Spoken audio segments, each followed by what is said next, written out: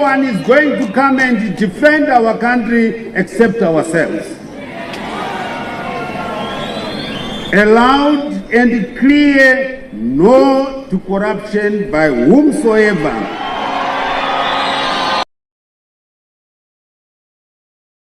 Mnangagwa threatens to weed out malcontents in ZANU-PF. The 28th of August 2025. Spread the love. By a correspondent, President and ZANU-PF First Secretary Emmerson Mnangagwa has sounded the alarm over growing divisions within the ruling party, warning that those who seek to derail unity and stability will be ruthlessly dealt with. Addressing the 386th Ordinary Session of the Politburo in Harare on Wednesday, Mnangagwa left no room for ambiguity. Tactics and political chicanery meant to mislead, confuse, as well as divide the party and nation must be nipped in the bud.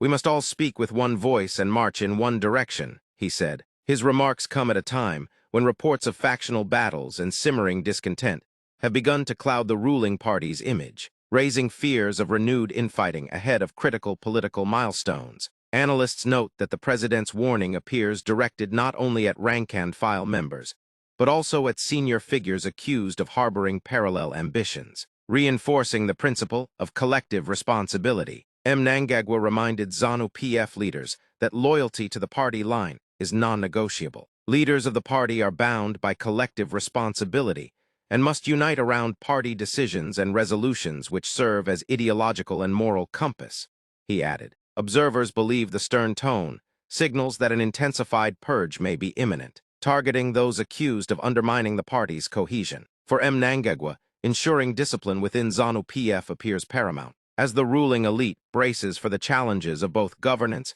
and internal succession debates. While his loyalists have welcomed the hard stance, critics warn that the president's threats risk stifling healthy debate and entrenching fear, potentially deepening the very divisions he seeks to stamp out.